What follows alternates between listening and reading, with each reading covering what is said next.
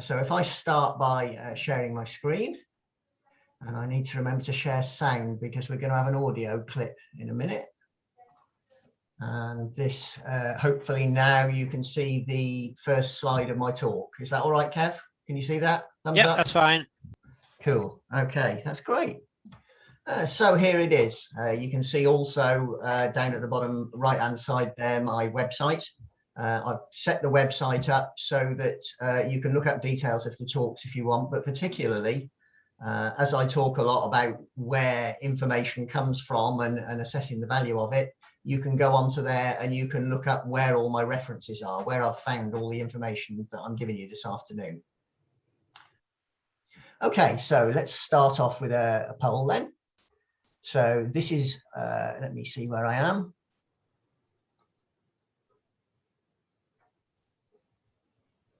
Right, let's start that one off. So hopefully you can all see that on your screen now. So Linda is 31, she's single, outspoken, very bright.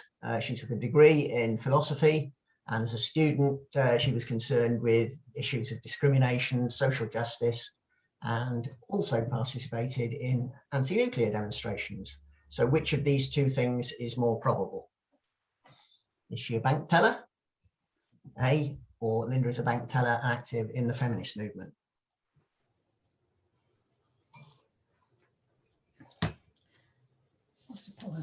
Okay, so let's share the results then. I shall scribble these down as well so I can come back to them later. So big favourite for the bottom answer there. And that's a big favourite. Okay, let me stop sharing that and check something out for a moment. Yeah, so here's a second poll for you to take a look at. And in this one, I just give you two options and you choose the one that you like the look of best. And there they are. So a 10% chance to win 100 quid and a 90% chance to lose £5. Or alternatively, buying a £5 raffle ticket, and that gives you a 10% chance to win 105 quid and a 90% chance of winning nothing. So which one do you fancy? And then poll and show you the results. And as you can see, that works out pretty much 2 to 1 in favour of the second answer. Okay, so I'm going to talk about those in a second. This was the first question. This is the one where the majority of you, 83% in fact, I think it was, 83% of you went for the second answer. And actually, the correct answer is answer A. Because, oh, hello, I don't know where that came from. Actually, the correct answer is answer A, because regardless of whether she's active in the feminist movement or not, if she's a bank teller, she's going to appear in that first category. But in the second category, she'll only appear if she's a bank teller and she's active. And this is what psychologists call the conjunction fallacy. You've done what most people do. Most people go for option B because we put two things together and for some reason it seems more likely to us, but in fact it's not. And if we take a look at the second poll, on this one, you favoured the second answer, answer B, 2 to 1. Almost exactly, in fact, exactly 2/3 of the votes. And in fact, there's absolutely no difference between them at all. When you actually stop and think and do the sums, those two end up being exactly the same thing. But more people pick the second from the first. So I can wipe my brow and relax because my prediction has come out here. And this is what the psychologists call the framing effect. So this is my agenda for my talk. Section 1, why do we need science? And you've already had a little hint of that. What it is, what science isn't, which in some ways I think is the most important thing. The difference between good and bad science and what I call pseudoscience, stuff that pretends to be science but actually isn't. So I'll start with section 1 there, why we need it. And you've had a couple of examples of that already. the conjunction fallacy and the framing effect. You've seen the way our human minds use shortcuts, mental shortcuts, which come in very handy, save a lot of time and energy, but don't always give us the right answer. And those two examples there have been borne out by the votes that you've cast this afternoon. And if you've seen my talk, When Chimps Are Smarter Than People, you'll recognize this guy. This is an American intelligence analyst for the FBI. These are very, very switched on people, very highly educated. It's very competitive, difficult to get into, a tremendous amount of training. But depending on the order in which you give these guys information, they tend to come up with different answers. So if you give them an exercise where you're feeding them info about a chemical explosion and suggesting the early information suggests it's a terrorist incident, they'll tend to lean towards that conclusion, even if later stuff suggests it was actually just an accident. But if you give them the accident information first, they'll tend to stick to that rather than switching to the terrorist option, even though the information presented is the same in both cases. So there are two examples. Confirmation bias. So this is the term that the psychologists use for the way that we have of remembering stuff that confirms our own views and tending to forget stuff that doesn't. Or even going out and looking for stuff that confirms our view and ignoring stuff that doesn't. And this gentleman here, this is a famous quote. It's a bit laboured, it's Victorian English. Whenever a published fact or new observation came across me, which was opposed to my general results, I followed a rule to make a memorandum of it without failing at once. For I'd found by experience that such facts and thoughts were far more apt to escape from the memory than favourable ones. And some of you may have recognised the picture there. That's no less a personage than Charles Darwin. So if Charles Darwin suffered from it, it's a pretty safe bet that you and I probably do as well. So that's a third example. I had to put this one in, the ostrich effect, normalcy bias.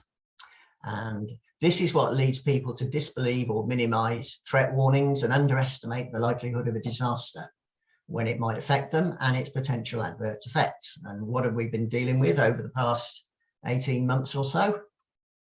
Here's the final part of the definition. And it was written before the pandemic.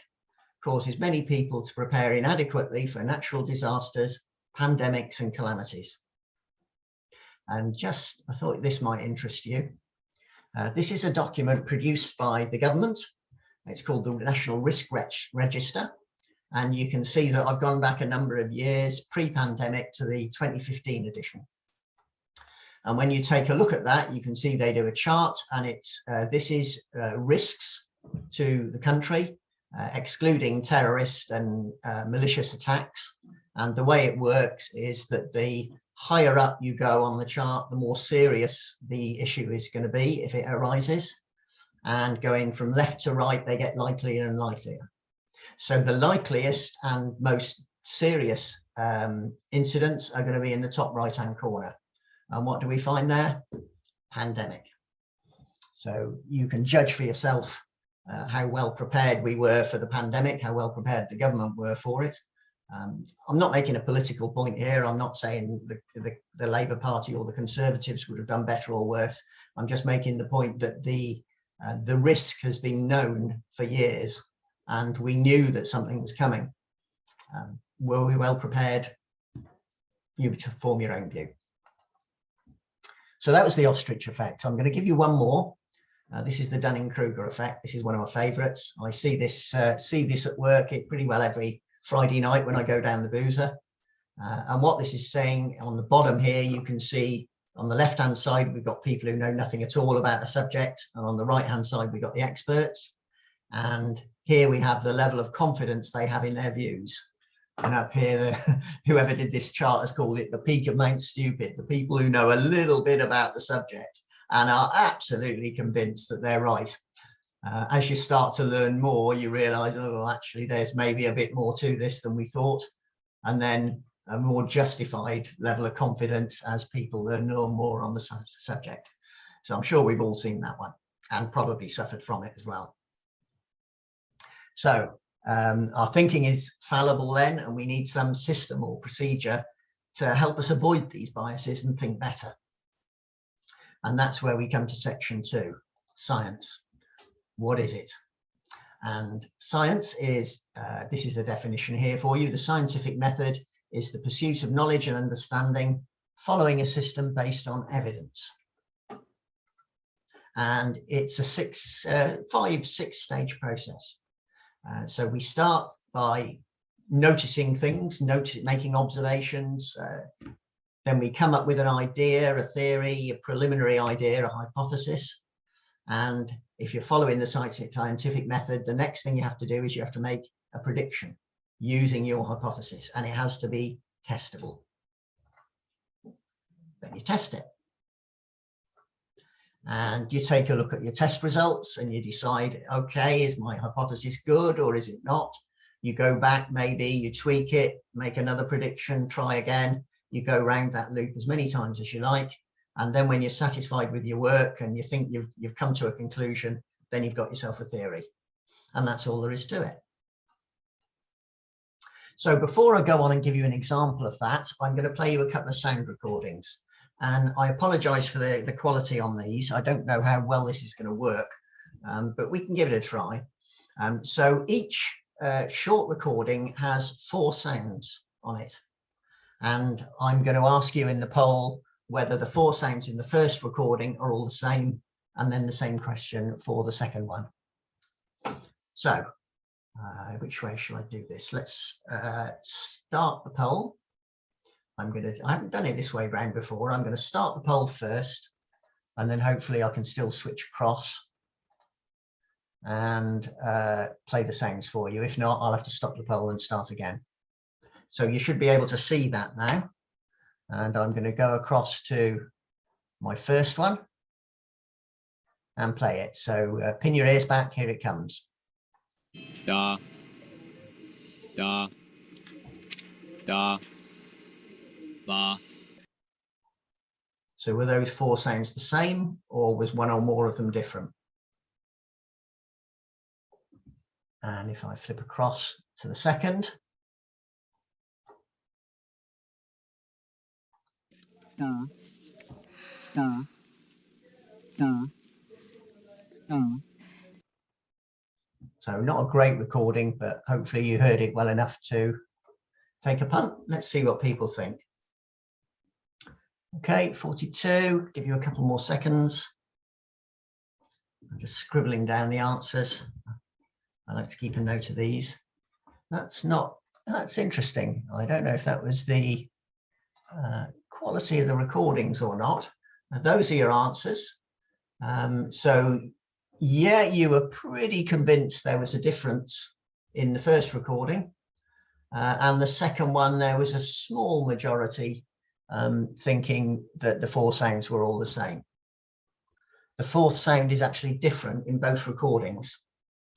And what people have found when they do this with good sound quality and give people headphones and so on and a decent audio track is that English speakers can tend to be able to tell the difference between the sounds in the first recording, but not in the second. And the second is Hindi sounds. And there are 2 sounds there that sound different to Hindi people, but not to English people. So I'm going to use that as an example. So here's my scientific method. Here's the steps we have to go through. And we start with an observation. And that could be read, it could be heard. It isn't necessarily something you have to see. It's some information or other. And that's my observation, that I couldn't hear the sound difference between those 2 particular sounds, those phonemes in Hindi. So I've got a hypothesis. I need to make a hypothesis from that. And I'm going to say maybe people of different races are born with different phoneme perception. Hindi people are born able to tell the difference between these 2 sounds, and English people aren't. Not very politically correct view, but it's not an unreasonable question to ask. And now I've made my hypothesis, I need to make a prediction. So my prediction is that if I take an English baby, and they won't be able to tell the difference between these 2 sounds either. And now I need to test it. And here's my subject. This is Mabel. This is my niece, Jamie's daughter, my nephew's, my great niece, actually, my great niece. Jamie's my nephew, and she was born back in December. So she's my test subject for this. But how am I going to tell whether she can tell the difference between those Hindi sounds or not? I'll show you. This is some actual research that was done in Vancouver in Canada, and I'm going to play you a little video. So I need to fire that up. And Kevin, if you could give me a thumbs up when I start the video. This is just under 3 minutes. Just give me a thumbs up if you can see and hear it's okay. So here we go. Thanks again, Warren, for coming in. We really appreciate it. Psychologist Dr. Janet Worker wants to know how babies learn to distinguish speech sounds of their native language. Babies, just like adults, are interested in new information. So when they hear something that's different from what they've been hearing before, their interest perks up. And you can measure that in a number of ways. You can measure it through their sucking pattern, or through their looking time, or even through something like a head turn. Worker trains babies to turn their heads whenever they hear a change in sound by rewarding them with a view of a musical bunny. Soon, babies are turning their heads the moment they hear a change, anticipating the bunny. Headphones prevent the adults from hearing the speech sounds and accidentally cueing the baby. Hey, Shane, are you ready? Worker can now find out if this 6-month-old can hear the difference between two English sounds. She keeps the baby engaged until phonemes are played over a speaker. Da. Da. Da. Ba. This baby can hear the difference between B and D. In fact, even newborns can tell them apart. Good boy. Look, Shane, look. Next, Worker tests the baby with another pair of sounds. The phoneme will change from one kind of D to another. The two sound distinct to speakers of Hindi, but adults who only speak English can't hear the difference. Da. Da. Da. Da.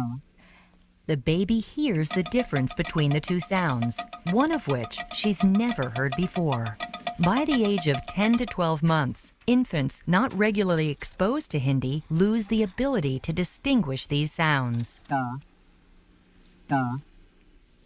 Da. Da. 12-month-old babies have already become specialists in their native language. We now know that even in very young children, the ability to hear language is highly developed. For parents of future readers, Worker's research contains an important message. As a parent, when you're talking to your infant, you're not only having a wonderful time and setting up a great emotional relationship, but you might also be providing them with essential information for them to become accomplished readers some several years later. Okay.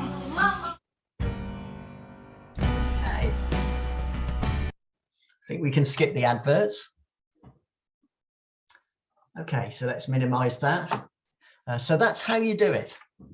I thought that I was so impressed with that when I saw that. It's such a wonderful idea. I wouldn't have thought of it myself. So let's suppose that I try that out on Mabel. So I've got my hypothesis, I do my test, and I find that actually Mabel can tell the difference between these two sounds. So my hypothesis is clearly wrong. I need to refine it. I need to revise it. I need to come up with a plan B. And here it is. So babies learn to ignore differences between some phonemes depending on the language they hear. They learn to filter out differences. Now I need to go back and test it again. So I need another English baby. And this gentleman here is the one I've picked. I'd like to give you his name, but I can't because I got the picture off the internet, which sounds a bit creepy, but really wasn't. Going looking for pictures of babies on the internet. Let's call him Brian. So I'm going to run this test with Brian and repeat the process. And what I find is that my hypothesis that babies learn to ignore differences between some phonemes depending on the language they hear proves to be correct. He could hear the difference early on. A few months later, I tried him again and he couldn't. So now I think I can call this thing a theory. So let's have another vote. What do you think? How do you rate my science? Was it good or was it bad? Let's take a vote. Okay, so I'll stop the poll now and share the results. And we got 43 votes there. And oh, thank you very much. 2/3 of you pretty much thought I did well.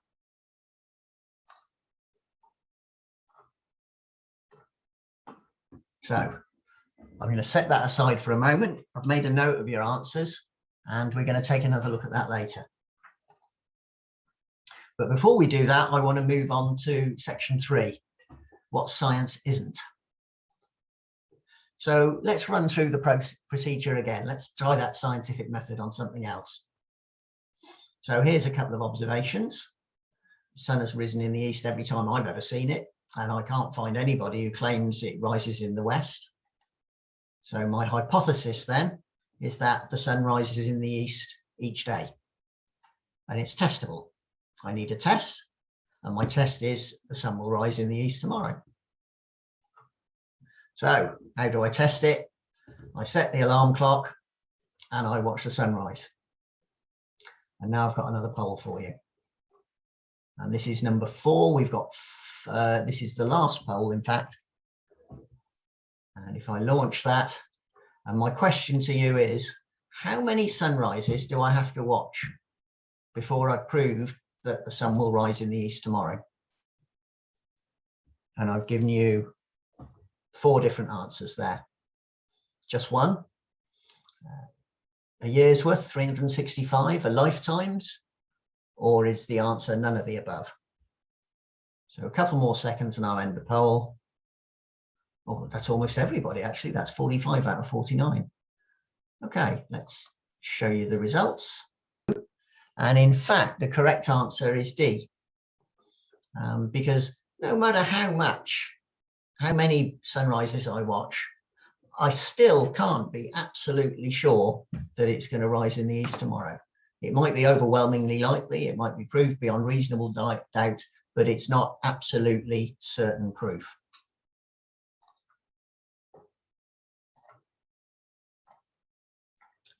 Science is not about proof. Science is about evidence. So let's take a scientific fact. People call this a fact, the theory of evolution. It's certainly a very well-established theory. And this is how it goes. The species around today weren't around in the past, but they're descended from others that lived earlier. And life on Earth has evolved gradually, beginning with one primitive species and then branching out over time until all the creatures that we see around us, all the creatures and plants we see around us today, have all come from that single source via mutations in DNA. So that's the theory. So if it's not possible to actually prove a simple thing like the sunrise, how close have we got with this? How much evidence have we got, and how good actually is it? So these are the layers of rock beneath our feet. This is actually a picture of the rocks at Ostcliff, which is, if you know the old Severn Bridge, if you look back over your shoulder as you're driving towards Wales, you'll see that on the right-hand side. And it shows really clearly the way the rocks have been laid down, one on top of the other under the sea. So hundreds, thousands of geologists over hundreds of years have studied these rocks and the different layers. They found the most recent layers of rock on the top and the older ones below. And what they found without exception is that the older the rocks you look at, the more primitive, in inverted commas, the fossils are. You only see advanced life, if I can call it that. You only see human beings or chimpanzees or whatever in the later rocks. You don't see them in the early one. You see a development. And never anywhere have they found an exception to that in all the rocks that they've studied. So that's a good chunk of evidence. If you take a look at oceanic islands, so these are islands that they're younger than the continents, where life evolved, and they've never been in contact with the mainland. So these are coral atolls and volcanic islands in the Pacific. It's not things like Britain and Ireland. So the only life forms we would expect to find there are the ones that have got some way of getting there from the mainland and their descendants. And we find birds, we find plants, because the seeds could be in the birds' droppings or stuck on their feet. We find insects and spiders that can survive on floating mats of vegetation on the sea and find their way there. And coconuts float, of course. So we find coconut trees. We do not find land mammals. We don't find reptiles, amphibians, freshwater fish, and we don't find other trees. So the life that we find on these oceanic islands is consistent with the idea that life has evolved on the mainland. Another chunk of evidence. DNA we've discovered in the last 50 years. This is the instruction manual we have inside us that it's the program, if you like, for creating a living thing. And it's changed and developed with time as new creatures have come about, creating new species. So we would expect that the more closely related two species are, the more similar their DNA is going to be. And in principle, we could build up a family tree. And sure enough, if we do a family tree based on the DNA and we compare it with the one that we found from studying the layers of rock, we found the two match. In fact, there were some differences. Where there were differences, they found that they were because the rocks had been misinterpreted or somebody had made a mistake in the calculations. So the family tree matches exactly. So another huge chunk of evidence. Vestiges, as I call them, so features that are no longer needed as new species evolve, could be refunctioned, they could disappear, they could fall into disuse altogether. So we see penguins, which are evolved from flying birds, but they can't fly anymore, their wings have been adapted for swimming. And on those oceanic islands I mentioned, where there's no serious predators, you might find flightless birds. And sure enough, we find the dodo, or did until we wiped it out, we find the Auckland Island teal. And finally, if you take a look at atavisms, so the DNA that created these features that are no longer required could be still in the DNA and just sort of switched off, so it doesn't produce anything anymore. And if it misfires, if there's an error, then you could imagine a creature with some feature appearing from one of its earlier ancestors that they don't have anymore. And if you take a look at whales, which are actually evolved from land animals, from land mammals, they actually have bones inside them that are what's left of the bones of legs. And 1 in 500 whales are born with little legs. Some of them even have feet and toes on them. And if you look at human beings, of course, we have a tailbone and our ancestors had tails, and occasionally you'll find a human child born with a little tail. They take it off surgically, it's not a big deal, but it does happen.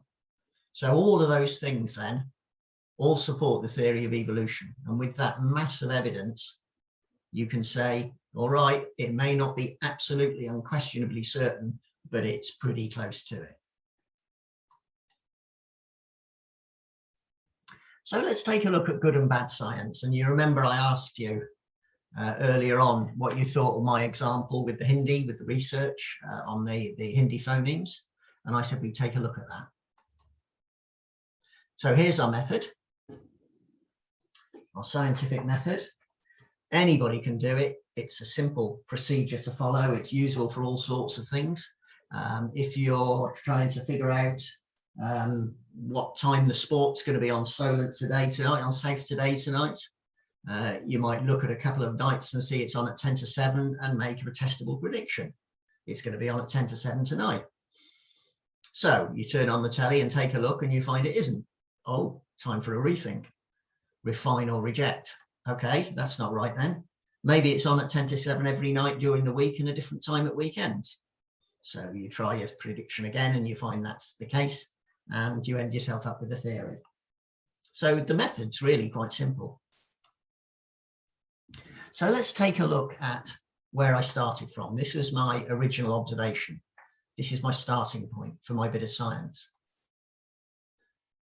And it's not a great start. it's one example. I could be rubbish at language. I could have a hearing problem. There could be any number of reasons why I'm not a good example to do this with. It would be much better to have a number of people, other English people, maybe women, men and women, range of ages. I could talk to some French friends, see if they have a problem. I could try other languages as well as Hindi. All sorts of things I could have done to make that better.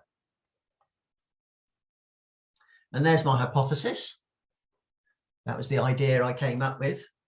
And there's nothing wrong with that. It's a perfectly legitimate question. It may not be very politically correct, but it's a perfectly legitimate hypothesis to make. But it's pretty broad. It's a big conclusion to make based on one example. So here's Mabel again, and I predicted that she wouldn't be able to tell the difference between those sounds. Again, it's not great science because I'm talking about a sample size of 1. And because it's only one person, I haven't got a range of different babies. I've got a very specific sample selection. So she's white, obviously, she's female. She's the child of educated English-speaking parents. And worst of all, where speaking languages are concerned, they have a Lancashire accent. And I can get away with that gag because I was born in Lancashire. So you saw how it was tested. So that was a real scientist doing that. So you would expect that would be a reasonably good process. And it was. The procedure was good. It's what's called blind testing. The subject, the baby, didn't know which sound was which.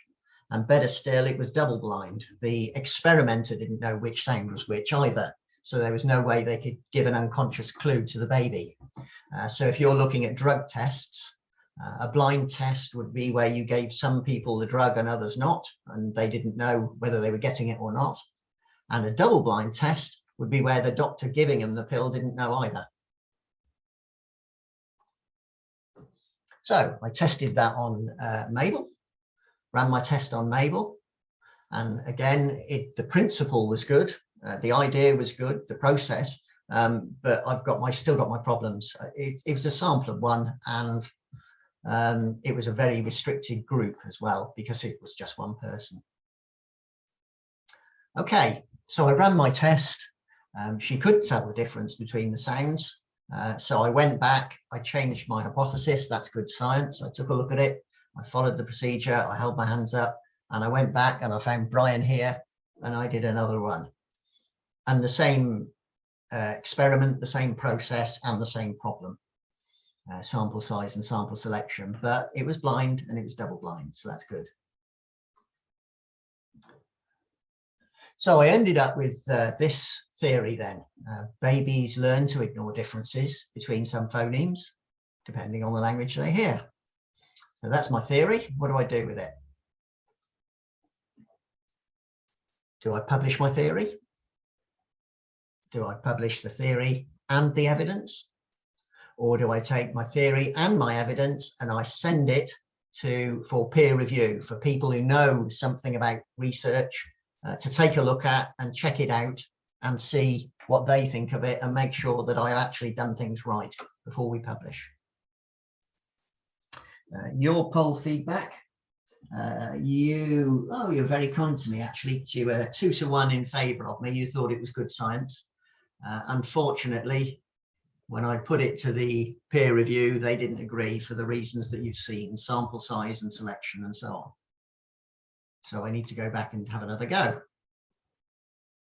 So let's see if we can sort it out. I've only used 1 baby for each test. I clearly need to use more. And so this is another piece of actual research. I've cheated a little bit because this was done with Mandarin speakers, not Hindi, but if you'll cut me some slack on that. So they took 32 infants. They took 16 and exposed them to native Hindi speakers. And they took another group who took part and went through the same process, but they actually only heard English. And they found the difference arose again. So the control group, the ones who heard only English, lost the ability to hear the difference between the sounds, but the ones who were exposed to Hindi speakers retained it. So if I was to go back and do that and run that test, and then go back and represent my theory, I'd get a thumbs up and it'd be published. So good science then follows the scientific method, and bad science, which mine turned out to be, is flawed good science. I've followed the procedure, I've done my best, but there's potential for improvement there. So let's look at an example of bad science. And here's a load of jargon from you from a research paper. A 2-minute open expansive pose leads to elevated testosterone, reduced cortisol levels, greater risk tolerance. These are good in a high pressure situation, interviews and the like. And this was their conclusion. In the abstract, in the little section at the front of the research paper, it said a person can, via a simple 2-minute pose, embody power and instantly become more powerful. Sounds great. I'll buy that. And people did. There were articles in magazines and newspapers. There were videos. There was tweets. There was even a TED talk about it. It was everywhere. I saw the TED talk myself and thought, oh, yeah, I wonder if there's something in this. But 11 follow-up studies failed to replicate the result. And the follow-ups report that people felt more powerful, but when they actually looked at their performance, it didn't make a blind bit of difference. No measurable impact on performance. And this is Amy Cuddy. Amy Cuddy is one of the researchers who did the research, and she's also the lady who did the TED talk. You saw a picture of her a moment ago with the Wonder Woman picture behind her. And she took a look at these subsequent research papers, and she says she no longer believes the results of the study. And that's great. That's good science. She's made an honest attempt. She's had a go at it. But when other evidence has come up contradicting her findings, she said, okay, yeah, I think we got it wrong. Fantastic. And science history is littered with scientists who clung to their theories and wouldn't let go of them in the face of the evidence. So good on Amy. So why did it take off? Well, nice and simple, free. You can get a big impact for little effort. It makes intuitive sense. It's the sort of thing you'd listen to and think, yeah, I can see that. I can see that. So it's not perhaps surprising it got so popular. Why was it bad science? And remember, bad science is flawed good science, but it's got the potential there for improvement.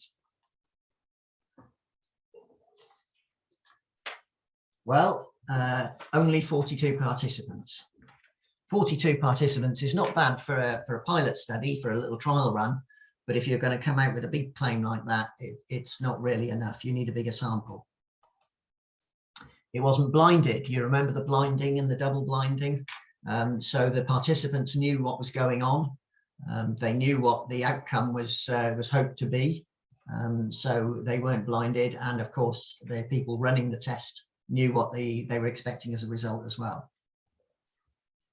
Feedback was self-reported, and asking people how they feel is notoriously unreliable. When later studies studied it and actually tried to measure a change in performance, they couldn't find one. And this is, power posing is a bad example of this, really. But every year or two, I see something in the papers saying, oh, people who eat a lot of bacon are more liable to heart attacks or whatever it is. And it doesn't necessarily follow just because you eat bacon that you're more liable to the heart attack. There could be some completely different reason. Maybe bacon eaters get less exercise. Maybe bacon eaters have a more unhealthy diet in general. So there might be a correlation, there might be a connection between the two things, but it's not necessarily one causing the other. And you see this in science reporting all over the place. You'll see it in the newspapers. Keep your eyes out for a month or so. I guarantee you'll find an example. And as I said at the start, these were big claims being made from a single small study. So good and bad science then. Bad science is an honest attempt that can be improved upon. Pseudoscience. What do I mean by pseudoscience? Pseudoscience tries to sound like it, but it doesn't follow that scientific method. It doesn't attempt to follow that procedure. I'll give you a second to look at this.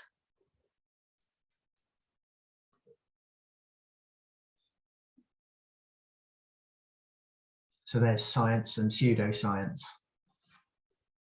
So it doesn't, pseudoscience, they're not attempting to follow the scientific method. They may just look for evidence that supports the theory and ignore what doesn't. So that's confirmation bias, that's cherry picking. They may not seek evidence at all. They may not make or test predictions based on their theory, and they may deliberately misrepresent or even falsify data to support their theory. And they may use sciencey jargon or presentation styles to mislead the public, particularly if they're trying to sell you something. So let's look at an example. So this is Aqua Detox. And the write-up on the website I looked at said this is the revolutionary way to self-detoxify and rebalance your body's energy fields and cells. And what you do is you stick your feet in a bath of salty water and they run a little electric current through it, and the water turns brown. And this got a lot of coverage. A lot of different magazines and newspapers covered it. It was on the TV. It was in all sorts of places. They were all seemed reasonably positive and interested. And then this guy got hold of it. And this is a chap called Ben Goldacre. And he used to be a doctor and then became a science journalist. And he has written a wonderful book called Bad Science, which I strongly recommend. So he took a look at this thing. He was working for The Guardian at the time. And he said, okay, so let's start with our observation. You put your feet in a bowl of salty water, they run a small electric current through it, and the water turns brown. And the theory that the Aqua Detox people are giving us is that that colour in the water is produced by toxins coming out of your body, discharged toxins. So, anybody got any ideas? Anybody want to unmute and make a suggestion? How could we test that? How could we prove it? Or what could we do to disprove it, maybe? Anybody got any thoughts? Oh, somebody said something. What was that? All you have to do is look inside. You'll find 2 iron electrodes, which in salty water produce rust. Aha. Aha. Right. So look inside, look at the equipment. Okay. One test. I was would going be to do it say, without do the the feet. experiment without any feet. Thank you. Yeah. Yeah. Is your middle name Ben? You need to be. Yeah. This is what Ben did. That's exactly what Ben did. Leave your feet out of the water. If their theory is correct, then the water will not turn brown. It did. So, and this is what the first gentleman said. Okay, let's have a new hypothesis then. If it's not toxins coming out of the body, what is it? Maybe it's just rust produced from the electrodes. And Ben took a look at this, and in Bad Science, you can actually read his procedure. Here's the equipment. You can see the sort of stuff that you need to test this new hypothesis. So battery chargers, a couple of nails, kitchen salt, warm water, and a Barbie doll. He even does you a diagram.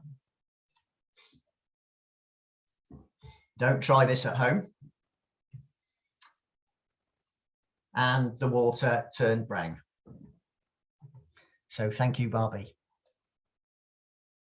Okay, so it's not looking too good for Aqua Detox yet, but let's not give up on it. Let's think about these toxins.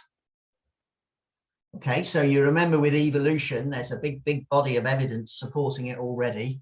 What do we know about the chemistry of the body? Is there information out there already? Are there toxins identified that the Aqua Detox people are talking about? Okay, so don't panic. this is why we start talking chemistry. But you don't need to understand it, it's just an illustration. So down at the bottom there, you've got a couple of chemicals with horrific names. You can see the chemical formulas as well. So the C's are carbon, the H's are hydrogen, P and O, phosphorus and oxygen, and they're joined together in a particular order. And those two to go together and react when you put them together to create this new thing, this new chemical at the top. And basically all that happens is that bit there that I've just covered in red gets stripped off. The other two bits connect up and create the new chemical. That's all that's going on.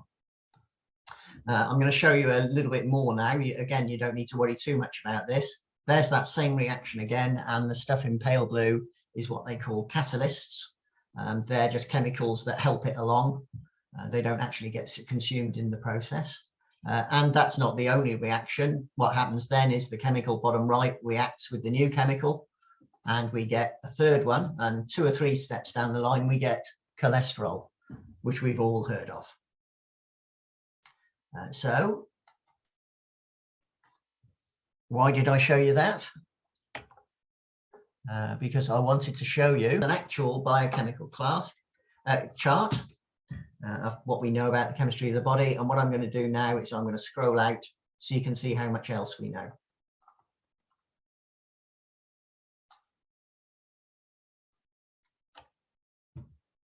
And nowhere on that is there anything that seems to tie up with these toxins that the AquaDetox people allege. Ben Goldacre emailed them repeatedly, and they couldn't put a name to them. But that was in 2008. Bad Science was published in 2008, and the newspaper articles were shortly before that.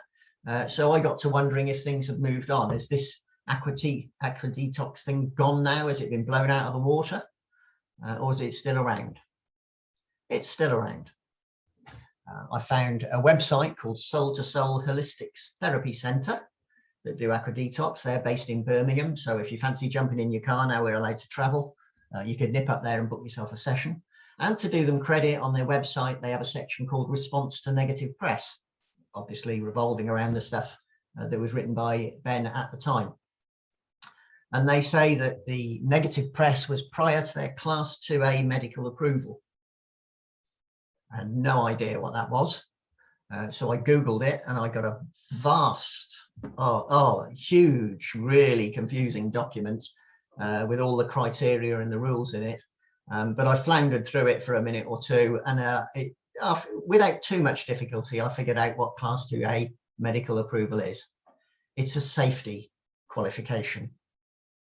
So their AquaDetox gear isn't going to electrocute you. It doesn't say a thing about whether it works or whether it does anything. It just says that you're not going to be electrocuted for using it. It's a safe piece of kit to use. They talked of informative articles in the Telegraph, etc., and described Ben Goldacre's article as in a competitor publication. That's The Guardian. They made no attempt to answer his criticisms, and they spoke of readily available evidence supporting AquaDetox. They didn't give a link to it, but I went looking anyway, and I found some. For some reason, this site's gone in the last few months. It was there when I did the research for this. I don't know why it's just suddenly disappeared. But aquadetoxint.com has a section called research. And here is their methodology, good scientific word. And if you read the first 3 words in that methodology, what's your first thought? Based on the stuff that we've been talking about earlier, based on the power posing.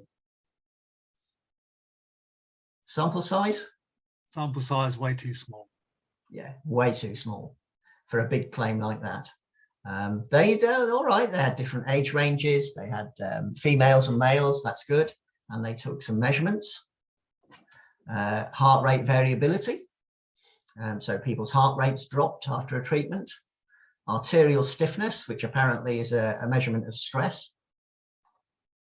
And they published their results in the Complementary and Alternative Medicine magazine, which is not peer-reviewed. They had a sample size of 6, as we just mentioned, and these are the things they measured. So you sit in a nice quiet room with music playing, you put your feet in a warm bath of water, you relax for half an hour, and your heart rate goes down, your blood pressure reduces, and you're less stressed. Is it the aqua detox doing it? Is it actually the cause, or is it just a correlation because you've been sitting in a nice quiet room? Self-reporting. Of course, people's self-reporting, their perceptions, we know are unreliable. You find that out with the quizzes we did at the beginning. We do come up with wrong answers. Oh, and this was my favorite. They said the water will change color without feet, but not as much. So they've moved the goalposts. Somebody has taken the time and trouble to disprove their claim. So they just move the goalposts slightly so that you have to start all over again. So that's pseudoscience. So I'm starting to work round towards my roundup now. And I'm going to take the biases and put them at the bottom there. I'm going to come to them last. So I'm going to start with what science is. And you remember we had the chart there. We had the steps in the scientific method that you can use for figuring out what time South Today is going to be on, how long it's going to take you to drive to Leeds. The method is a simple method. And that's what scientists do. We looked at the fact that no scientific theory is absolutely 100% proven. There's always a possibility that the next test might disprove it, or maybe make it necessary to tweak it. But if it's based on a big body of evidence, then the chances are it's pretty good and pretty close and pretty useful. And we took a look at evolution, and I showed you all the different ways where evolution has been evidence has accumulated for evolution. And then we looked at good and bad and pseudoscience. So we had evolution as an example of good, bad science, the power posing, which was an honest attempt, but didn't quite come off, and the aqua detox, which is really not science at all or anything resembling it. So why do we need it? This was my section 1 on bias. These cognitive biases, our minds take shortcuts and sometimes give us the wrong answers. And if you saw my talk, When Chimps Are Smarter Than People, you'll recognize this guy. This is Steven Pinker, an American psychologist. And he wrote a book and did a YouTube talk, and he looked at all sorts of different subjects. And every subject you see on there, in every single case, things have improved in our lifetime. Life expectancy, child mortality, all sorts of things. Solar renewable energy has come on just in the last few years, even incredibly. It's far cheaper than it was. And most people don't know that. And this is a quote from Stephen. So if all these things are improving and lots of other things beside, we must have been doing something right. Let's figure out what it is and keep on doing it. And I would take that a stage further. I would say, let's figure out what it is and let's see if we can do it even better. And let's get better at spotting the things we're getting wrong. So there's nothing wrong with these biases. They're mental shortcuts. They're quick, they're easy.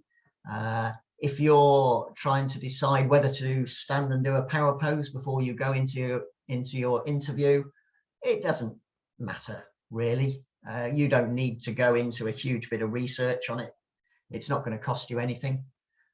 As long as you've got the money to spare, if you fancy an aqua detox session and you find it pleasant, then go ahead and do it.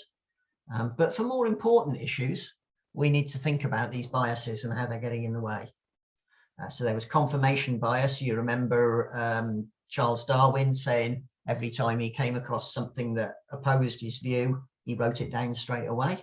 And here's another quote from a famous historical figure. I like this one because of the weird English, 17th century English. Oliver Cromwell, I beseech you in the bowels of Christ, think it possible, you may be mistaken. And when it says you, it means the people you're talking to, but it means you yourself as well. We saw the Dunning-Kruger effect. You remember the peak amount stupid, these people who know a little bit about a subject and are absolutely convinced that their opinion is worthwhile and correct. And my argument there is that it's better to hold your hands up, or to get them to hold their hands up and say, actually, I don't have an opinion that's worth much on this because I haven't looked into it. I don't know much about it. And there's nothing wrong with saying I don't have an opinion on a subject if it's not worth the time and trouble for you to take and dig in and find out a little bit about it, a little more about it. And this is what I think we need to do. We need to be readier to listen because we have our own biases and our own conceptions and our confirmation bias, and we could be ignoring things that contradict it. But when we listen, we should be asking for clear evidence. We should be readier to challenge and say, okay, you're saying this, but how do you know that? Why do you think that? Where's your information coming from? And most of all, with the way things are going at the moment and the things that we need to sort out, we need to teach our kids to think for themselves. We need to teach them to question. We need to teach them to challenge. But this talk is about science. So if we look at the way science is reported in the newspapers, hopefully you'll have learned a few tips to read between the lines on some of this science reporting and see through it where it's not correct. Is it making a big claim, or is it a claim I'd like to believe? Is there an existing body of evidence? Is it contradicting that? Is there loads of research already done that leans one way and this single piece of research pointing another? Does the newspaper or wherever it is you're reading tell you where it was published? Where was it published? Was it one of these peer-reviewed journals? Does it show that one thing is a cause of the other, or does it just show that the two are connected, like the bacon and the heart attacks, or whatever it was, and not least who's paid for it? And then if you want to go into overdrive and really start digging into things, you could ask, let's have a little look at how they actually did it. What was the sample size? What was the sample selection? If they've made a discovery, does that discovery apply to me? Was it done on people of my age group, of my gender? Or was it done on university students because they're quick and cheap? They're quick to get hold of and cheap to research on. Was there a control group? Did they have a group of people that went through the same process but didn't get the drug or the intervention or whatever it was? And was it blinded, double blinded? Did the people involved know who was getting what? So that's pretty much it. That's my talk. If you've got any suggestions, you can get hold of me through the website or through your U3A. If you can suggest other audiences, that would be lovely. Or if you could suggest something I could do better, if there's a bit that hasn't really worked for you, I'd love to know about that. Those two talks, I think you've seen already. I think you've seen evolution. Is that right, Kev? Did I do evolution for Waterlooville? No, it's just when chimps. Okay, yeah. So evolution, I've got a talk there on evolution. No, we've done both of them. We have done both. You Okay, have? pardon. I thought you had. I thought you we had. have. Sorry, Kevin. Yeah. Yeah, yeah. And I have another one in mind, which I've undertaken to do another one in February next year, I think. So there'll be another talk coming up, which will go with this one and the chimps one. That's my website up at the top there. I'll pass that to Kevin and Joe after the meeting and ask them to put it on your Facebook page or whatever. Email address at the bottom. And these are some of the places I looked for my information. If you look on the website, you'll find all of these and more. Bad Science, wonderful book by Ben Goldacre. If you are interested in Gillian McKeith, the lady on the telly who used to do the enemas and the extreme diets and stuff, she's got a chapter in there all of her own. The MMR vaccine, the scandal over that and whether it was dangerous or not. It's terrific, and it's not a difficult book to read. It's not a technical book. Really, really good. These are some of the places I looked up other stuff. So cognitive biases we've talked about. The risk register, you remember that was the one that had pandemics down as high risk and likely. And yeah, well, say no more. Tuning into speech sounds was the lady from Vancouver. doing the experiment with the babies. And the chart I showed you of the chemistry was human metabolic pathways.